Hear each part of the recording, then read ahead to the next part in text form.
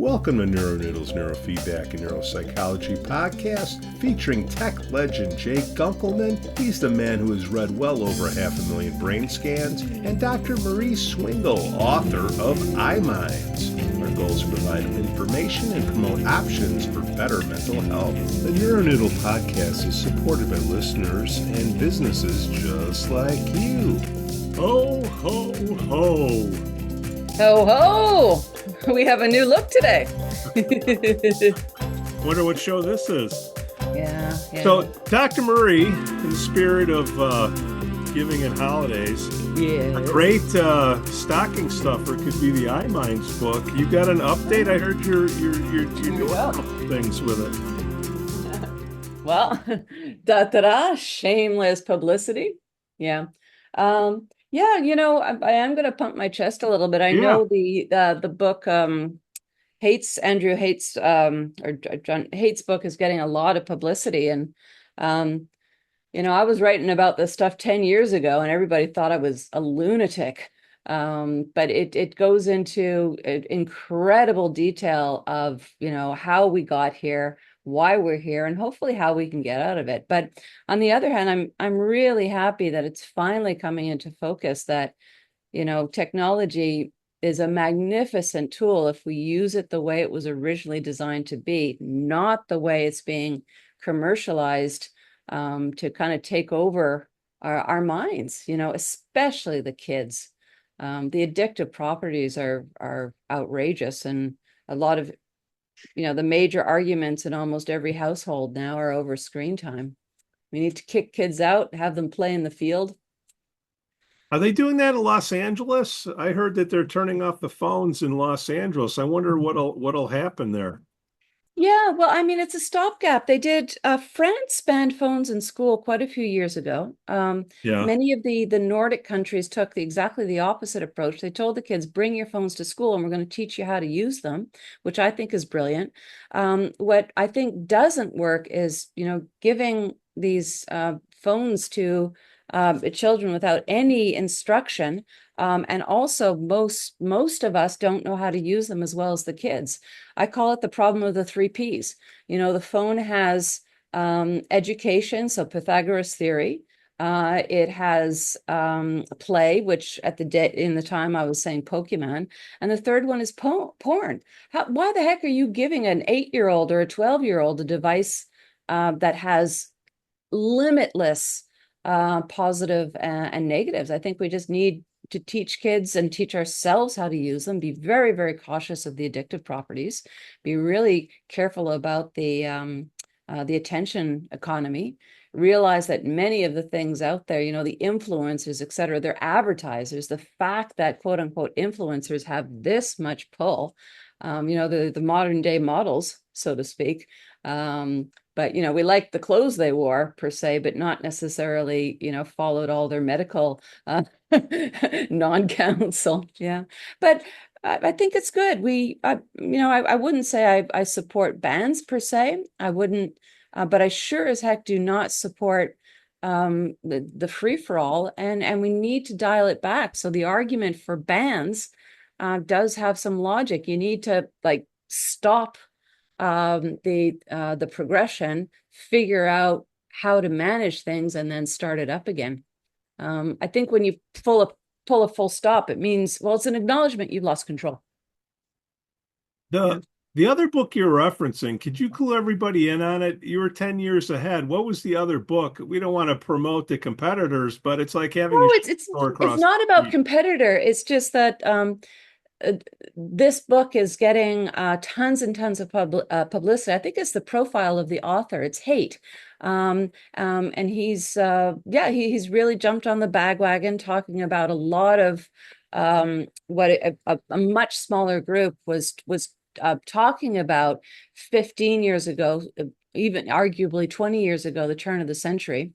And everybody was accusing people of being Luddites, as opposed to, there were some people who were anti-technology, but we were just kind of forewarning. And I think I was one of the first people who literally did the study on the EEG, and literally looking at what excessive interactive screen use which at that time we were talking, it was called our internet addiction, was doing to the brain and behavior.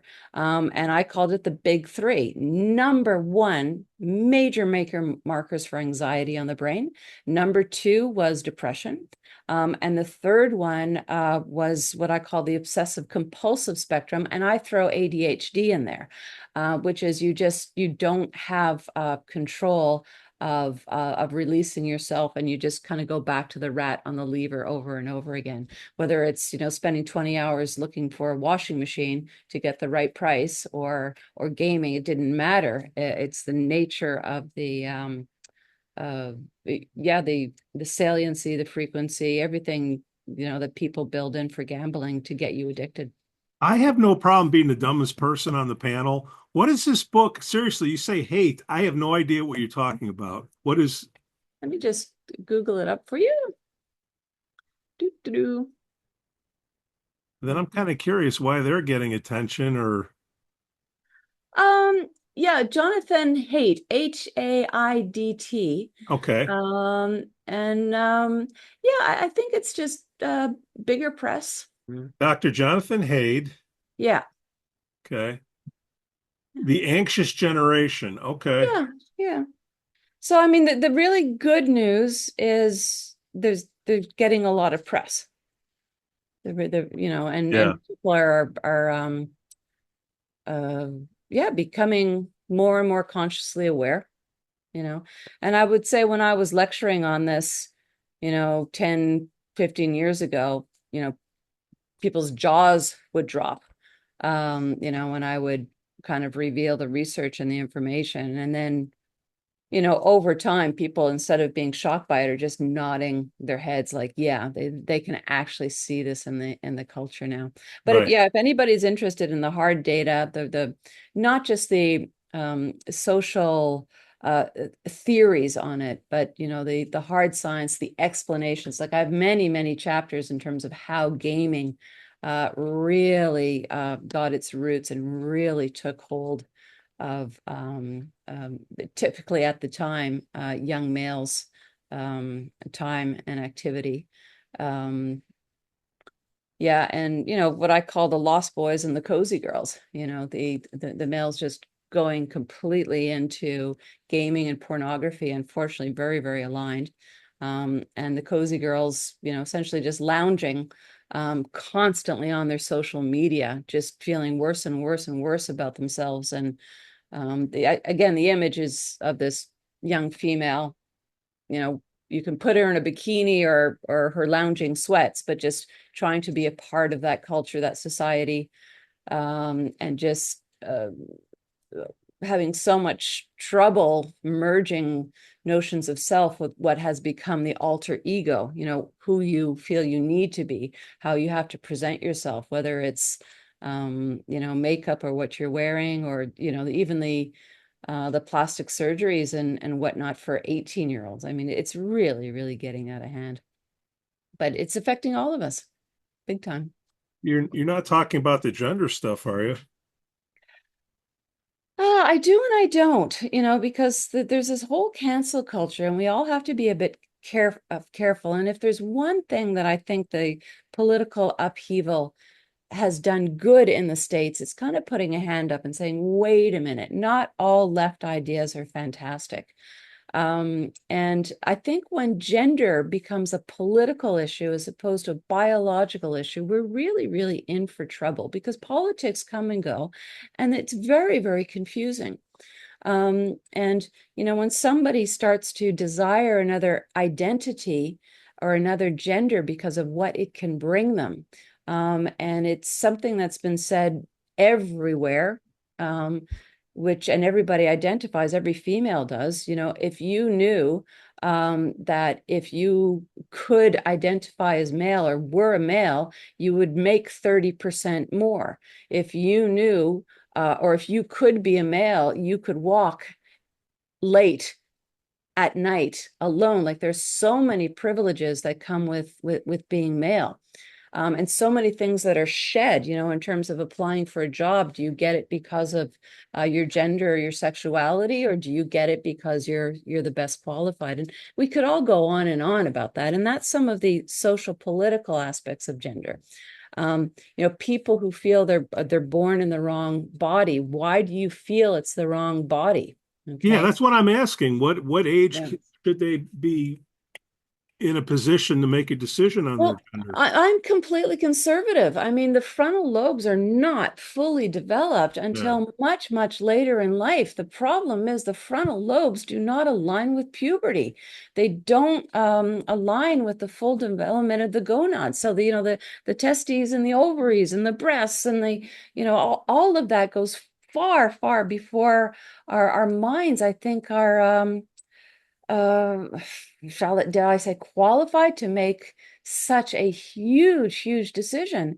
And the argument of people who say transition young is because you can effectively take hormones and have different forms of surgery that you can, quote unquote, pass as the other gender, versus if you do all this later, from 23 or so, when the frontal lobes are fully developed, you will always have strong characteristics, not just soft characteristics of the gender that was assigned at birth. It's a huge dilemma. And also, differences between transgender and being gay, because you're attracted, you're homosexual as opposed to heterosexual. Does that mean it's the wrong body, or does that mean you're just wired to love a different body? Yeah. We percentages float around a lot, but gay people, like heterosexual people, have been around since the beginning of time. It's proportionately less in the population, but there's nothing atypical about it.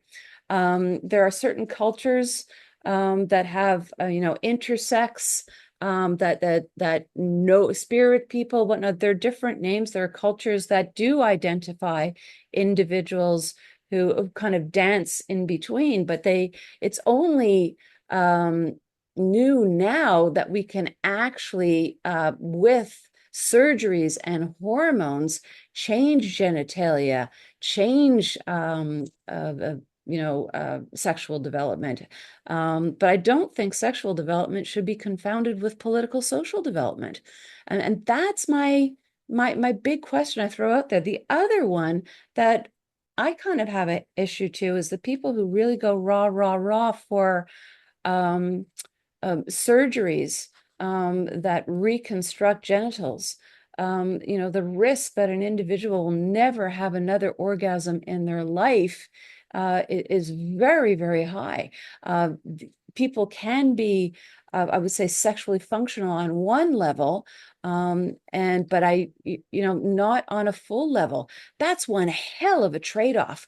And I think that should be front and center for anyone seriously considering this. And an 8-year-old has no knowledge. I dare say a 12-year-old, even a 14-year-old. I don't care how much porn you're watching, or how much you're masturbating or playing with your little friends and things. Sorry, that was a bit pejoratory, but they have no idea what they're agreeing to lose. And that, I think, is cruel. If you're 23, do whatever you want with your body. It's your right. But there's a reason we don't let individuals drink until much, much later. There's a reason why the cultures that do permit that, it's slow and you're taught. Some can view this as mutilation. Some people view it as a godsend of modern medicine, that people that are born in the wrong bodies can transition. The catch is you can't go back, right?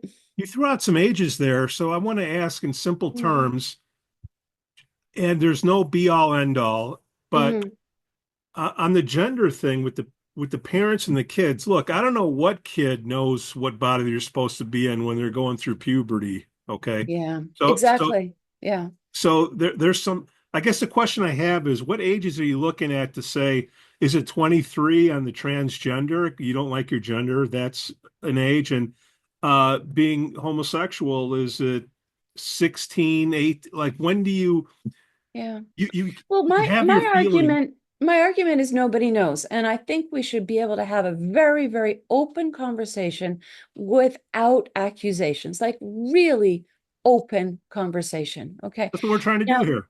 yeah. Oh, yeah. Bingo, Pepper. bingo. But in the larger politic, I mentioned being, hetero versus homosexual because I think that's being confounded. And I think the issues are actually quite separate. Many individuals say they know as early as people start to become aware that there's a difference in people, and not just because they notice that the genitals are different, when people are changing or Right. things like that. Um, but it's when people start to get a sense of being male or female, and I mean that can happen very, very young, 3 and even younger. But also a lot of that is socially pushed. Let's not forget, all the little girls used to be dressed in pink and all the little boys in blue. And still, when you have these reveal parties for pregnant women, they still bring those colors. What are the toys we give? I mean, we're conditioning aspects of gender. And I really, really understand in puberty or pre-puberty, people who have been conditioned to a gender or a gender identity, conditioned, not biologically, go, whoa, I don't like this conditioning. And that I fully support. Shed it all. I'm all for yellow for little babies until they figure out who or what they are and what colors they like to wear. But the notion of changing everything about yourself, some things that are completely irreversible, 8 through 16. Yeah, I'm conservative, and I think one of the reasons I'm more conservative is because of the extreme push on the other side. I mean, that one tagline, would you prefer a living son or a dead daughter? Like, just stop it. Stop it. Um, and sit down and have the conversation with the individual. And, in terms of education, I think the schools are really, really failing in all of this. They're talking about pronouns as opposed to having a really like having a course on sexual sociology. How do we identify as male? How do we identify as female? What do have these conversations? I thought they did that in health class. Don't they just show those films from the 60s? Yeah, I mean, I think it's all too political. I think Yeah. we should, let's get some philosophy in here, take out the politics, really talk a lot of philosophy, talk a lot of culture. Um, and then I say really, really listen to the young voices that say they're sick and tired of being pigeonholed. Um, but let's not take away the feminine from the women who really, really want to be feminine. Let's not take away the masculine from the males who really, really want to be masculine. Let's take away, some of the real toxic masculinity. Let's take away some of the over sexualized femininity. But those are cultural aspects. Um, you know, So age um, 23, no gender changing. I Be- don't know. I don't know. I mean, again, this is part of my point. We don't want to pigeonhole a name, but what I can tell you is in terms of the development of the frontal lobes, when we start to make really good decisions, yeah, it's about that age. Females, it's a bit younger. Males, it's a bit older. What else is new? Um, right. you know, But but for parents out there, if they're thinking about doing this to their kids when they're 10, that you well, can you draw the know what? line. That's we have to support the parents. I think a lot of the parents are also caught up in the politics. Yeah. I think that's the problem. We need to get the politics out. And as I said, if we look there, India, I know for one, or is certain areas in the Indonesia and the like. They do have two-spirit people or males who live and dress as females. It's part of the culture. Certain First Nations, that's why I was referencing two-spirit people. Nothing should prevent other cultures from welcoming that. I think that's beautiful, and again, it acknowledges difference. But there's a big difference between acknowledging difference and that there are people that fall in between. There's biological sex, meaning how do you reproduce? How do you contribute to the propagation of new little people? That's your biology, okay? Then there's sexual attraction, which may or may not have anything to do with how you produce your children, right? Who you're attracted to. I mean, I could go on and on and on. You can hear the frustration in my voice. I think it's just gotten to a level of you imagine absurdity. The parents' frustration. I mean, people want Yeah. leadership, so they're looking, where else are they going to go? Yeah. Take politics out of it. Politics are always in it. So yeah, hey, the frontal lobes, okay. Yeah. And if somebody wants to do that, okay, great. Then they're at the age to make a decision, which kind of contradicts. So you got to be 21 to buy a gun in the States. You have to be 21 to drink alcohol. Maybe that's the magic. Whatever the common sense is with that, I don't. And I dare say also at that age, they're sexually mature. Okay. I trust that they have had good sexual experiences, whether it's romantic love or lovemaking, whether it's raw sex, with strangers or what have you, like no judgment here. But they have explored their bodies, they have explored the bodies of others, and they have some notion or a strong notion of what their body can do and what they do and don't want to give up for dare I say, an image. I hope a lot of what I'm saying is not going to be taken out of context here.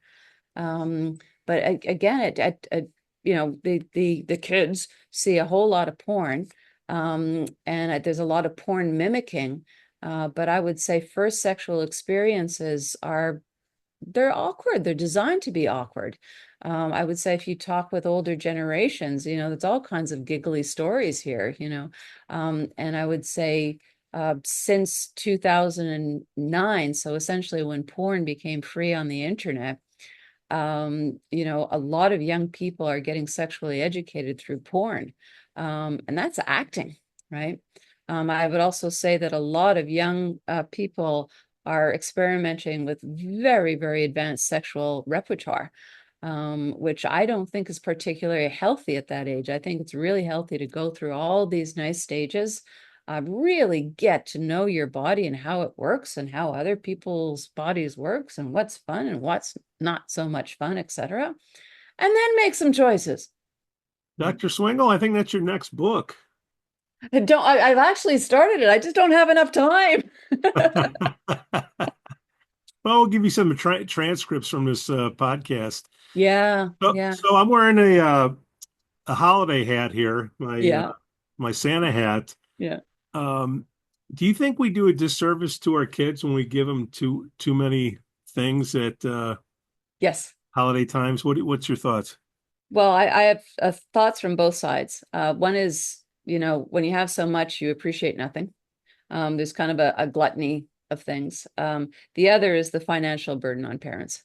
When you have commercials, do you pay rent or do you do Christmas? Like individuals should never be in that type of situation, right? But I mean, it's not just Christmas. We see it at birthdays and the birthday parties. I think everything has really gotten out of control. But strangely enough, that's even in the book. I talk about how since more acquired wealth and modernity, if there's so many presents under the tree. A child goes to one gift, rips it open, yay, and then hops to the next gift, rips it open, yay. They don't spend any time with the gifts. It's the wow of the unwrapping, not the appreciation of the gift.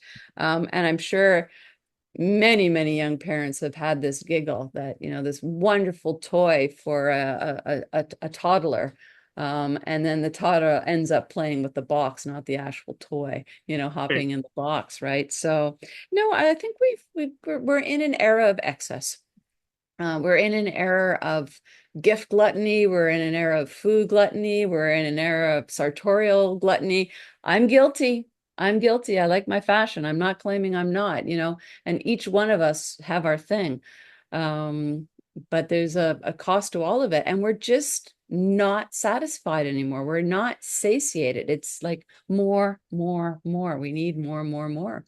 I mean, we can link all this together. Christmas gifts, porn.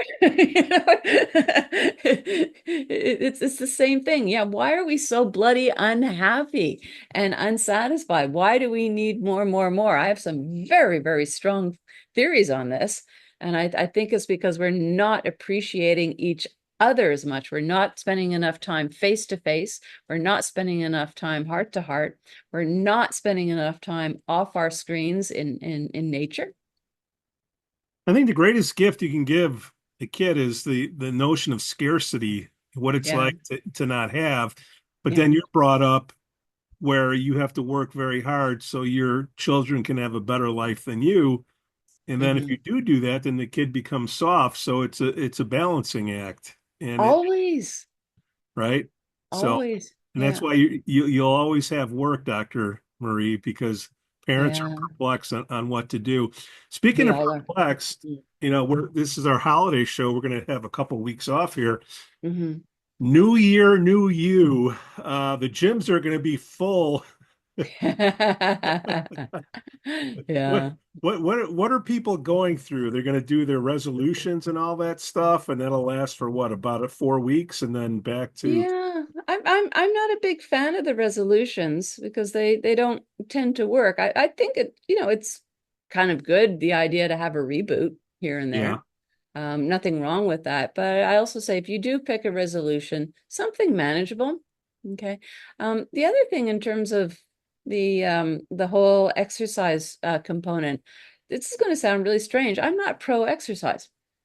I'm pro physical activity. Okay. And also, when I work with individuals, typically females who say, I want to make more time for myself and go to the gym. I'm like, that's not making time for yourself. That's a duty. That's a maintenance activity. That's not for yourself. Okay. Right. Going for a nice walk somewhere, arguably that could be for yourself. So I think that's part of it. You're adding going to the gym and it becomes a duty as opposed to a pleasure. So my recommendation would be take up some kind of a hobby sport, something you enjoy doing, playing with others, whether it's throwing a football around in a field or a frisbee, going for a walk with a friend. You'll find wonderful physical benefits. And the 3 things I mentioned have no cost. If you're blessed with some finances, skiing or snowboarding are wonderful this time of year. Again, depending on where you live, all kinds of other things. Yeah. I think picture boards are good to visualize, because I think the people that are more successful, they can see it in their mind what they want to get. It's kind of burned in there and it keeps them going. That's just my uneducated opinion. But it comes down to goals, smart goals. You can speak to goals, can't you? Because if you're being subjective on it, how do you know that you've accomplished them? Well, I would say if you feel you've accomplished something, you've accomplished something. Who is somebody else to say, unless it is in a scholastic or work environment where you have an external judge. Okay. But if you're all by yourself and you're experimenting with a recipe and you sit down and go, yum, and it's not the same as what the book said, who cares? Right. I think that's really, really important. I think to reflect into oneself what you think will make you happy. And again, surprise, surprise, we're going full circle. Don't have some YouTuber tell you what you think you should be doing. Yeah, you listen to Pete. Yeah. But getting the SMART goals, poke holes in it. Okay. SMART. Everybody's heard of it, but I'll just go through them and then you can pick it apart. Sure. S is for specific, right? Clear, specific, who, what, where, why. M is measurable, so you can track the progress. A is achievable. It can't be something that, I want to own the moon. Can't do that. Well, unless you're Elon. Are relevant. They should align with your values, needs, and that's a whole nother thing. People should have set a goal to figure out what you value. That'll fix up the mental health, right? Hugely so. Hugely so. T, time bound. There needs to be a deadline or time frame, and that's smart. Any of those you vouch for, or just yum? I'd say yum. Look at how it's a burden if you look at this. I'd say the only thing they're perhaps achievable, but if you look at old-fashioned hobbies, okay, I'll say painting instead of cooking, okay, Yeah. a true hobbyist, okay, and they paint, it doesn't matter at the end if it's something you can sell. It doesn't matter if anybody else wants to look at it. It's the joy of you painting it and going, at the end. So achievable. Yeah, I can paint. Now, would somebody throw it in the garbage? Or Oh would no, but I mean somebody? like HRV, blood pressure, Yeah. breathing and all that. If you're doing it, if you're stressed, you want to feel unstressed. So if you had to put a measure on it, temperature of your finger or something, I don't know. Well, I mean, that's all in our field, and Yeah. we're going to go absolutely yes. But in contra, and I have an HRV and harmonic app out, and again, the data on it is amazing. It's very, very strong. So I support all of this in a therapeutic context, okay? But if you're feeling really, really stressed out, okay, and your mother or your spouse or your boyfriend turns to you and says, just breathe, okay, you want to smack them, okay? That's not the time, that's not the moment. It's kind of like screaming at somebody, relax, will you? It doesn't work, okay? So that's why I say in certain therapeutic contexts, and then if you could get it into your ritual, okay? So a ritual of a beautiful breathing exercise can be fantastic. Same thing as a nice ritual with a nice cup of tea or coffee in your fuzzy slippers, okay? These are all things like taking a nice little personal moment. And I think everything now is so goal driven that we're forgetting those soft, sweet moments, either by ourselves or with other people. And I think we need much, much more of that. How do you know when it's a ritual? Like they say, habits 21 days. I know you don't like to do that, but how do you know you're in a ritual? I think we can define it. I think we all can kind of define it. I'd say when you kind of sit yourself down, you prepare, now I'm going to do this. I believe that's part of a positive ritual. Most of us don't run to a ritual. We run to a yoga class because we don't want to be late, okay? But a ritual, you don't, unless it's some kind of community thing. Again, we can play with definitions. Don't let me go too far. Well, I'm just saying it's something as simple as planning your schedule for the week so you feel more in control of what's coming up, so you feel less. Yes, feeling in control. That is very important. Very, very important. Yeah. And that's where your specific, measurable, et cetera, kind of goes in. But I mean, a lot of the people that I find that are over organized are highly, highly stressed. The organization is not helping them at all. And you kind of find if you, most of our to-do lists are way, way, way, way, way too long. I actually have something, I've been prescribing it for years and I don't mind sharing here at all. And I was even prescribing this in the days when at school, the teaching children how to use an agenda. Now it's all on the phones and the like. And I was like, scrap that.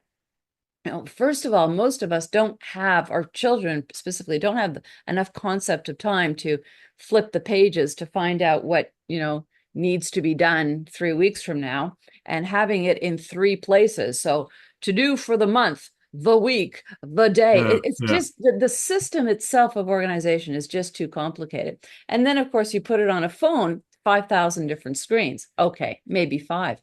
I suggest that people get a good old-fashioned binder. Okay, I'll just take something like this. It's an old-fashioned binder. Okay. And what you do is essentially just write on the binder everything you have to do. Okay.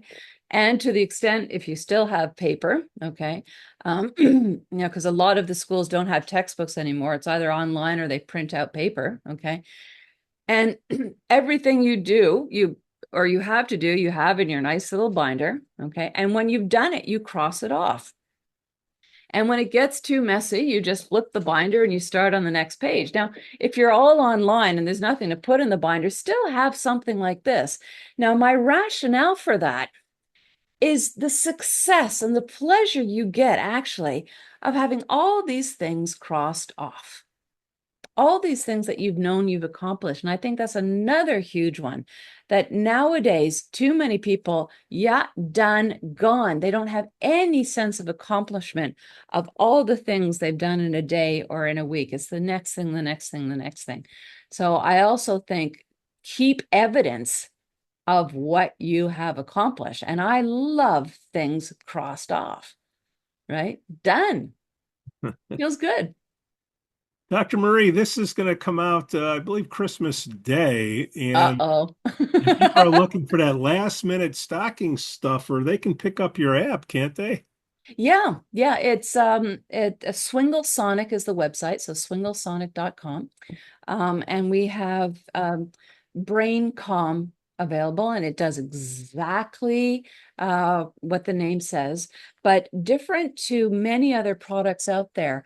It's a comment, it quiets, but it does not have sedative properties. Okay, meaning you don't get, especially when we influence the brain, you don't get so quiet that you can't focus and you can't do things. So it's perfect just to get your aha. And we find that individuals that use it 10 minutes a day, wow, it makes a huge difference. So that's the Brain Calm at Swinglesonic. And we also have Sleep. And that's another app that, exactly, does have sedative qualities. Now, in difference again to other programs, these are rigorously tested. And they're training, not treatment. So the difference between treatment is essentially you take a pill, okay, and it works. You stop taking the pill, it doesn't work. So this is not like a sleeping pill. It's a training program. So you listen to it, and eventually you won't need it, or you will essentially need it less and less over time, or you dust off your phone, you play the app when, in times of stress, etc. But you're training the brain to get into states of sleep as opposed to just inducing them. So that's a really, really important difference. Anyways, really, really, really proud of it. The data is very, very solid, and you'll see a lot of the apps out there. They say a lot of things, but they don't have the data behind it. That's right. They got NeuroNoodle behind it. Yeah. Dr. Marie Swingle, should we wish a Merry Christmas, Happy Holidays, Happy Hanukkah, Happy Kwanzaa to everybody out there on behalf of myself and Jay Gunkelman? Happy to everybody. And if there's one wish I would like to bestow on everyone is take some time, some quiet time with yourself and with your family. I know the US. Yeah, why not? Why not? And I know the US, this goes against the culture, but all the games that are on Christmas Day and all the games that are on, think about, taking a walk. Think about, you don't care how cold it is, going out with your child and just pushing them on a swing. Those are the beautiful moments. And all the neurotherapy, the apps, etc. That boy, oh boy, they all help. But sometimes this beautiful, simple one-on-one time is what we're really missing. Well, on behalf of Jay Gunkelman, Dr. Marie Swingle, myself, Pete Jansons, we wish everyone a happy new year and happy holidays. Ho, ho, ho. See you next year, Dr. Marie. Okay. Wishing you the best, Pete. All right. Best is wishing. Bye-bye. The NeuroNoodle podcast is supported by listeners and businesses just like you.